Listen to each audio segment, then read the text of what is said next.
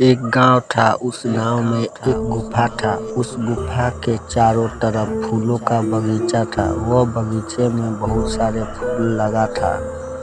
उस गुफा के अंदर तरह तरह के चित्र बना था।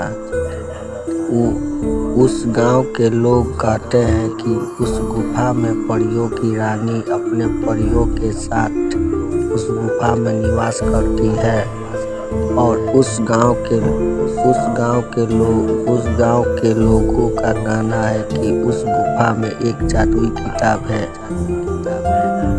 और कहते हैं कि वह किताब बहुत ही शक्तिशाली है। जिसे वह किताब मिल जाए वह आदमी बहुत ही शक्तिशाली हो जाएगा। वह आदमी के लिए कुछ भी असंभव नहीं है। वह चाहे तो सारी दुनिया उस आदमी का गुलाम बन सकता है, लेकिन वह जादुई किताब किसी भी आदमी के हाथ में नहीं आ सकता है, क्योंकि उस जादुई किताब की रक्षा 2 विशाल सांप करते हैं।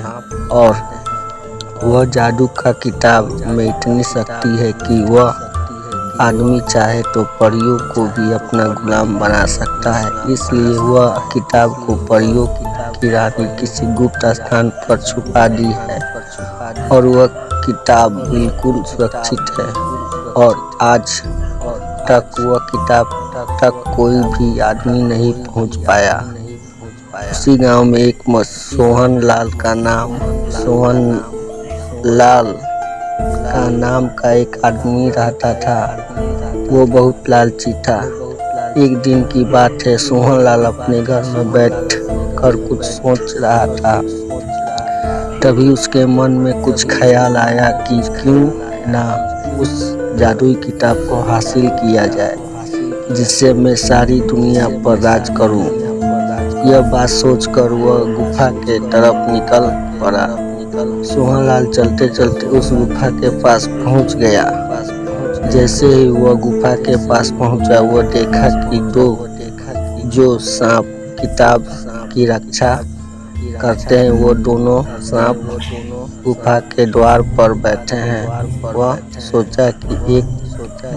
वह सोचा कि इन दोनों सांप को कैसे भगाए।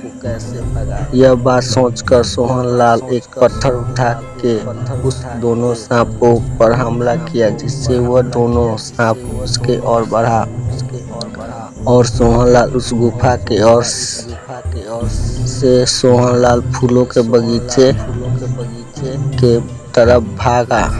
वह भागते भागते एक चट्टान के पीछे छुप गया और वह दोनों सांप उसे खोजते खोजते उस गुफा के काफी दूर चले गए। जैसे ही वह दोनों सांप गुफा के काफी दूर चले गए, वैसे ही सोहनलाल उस गुफा के अंदर चला गया।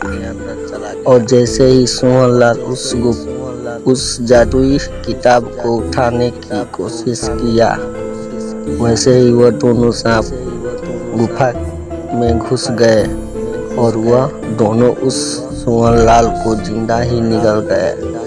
और फिर से वह परियों का जादुई किताब फिर से सुरक्षित हो गया।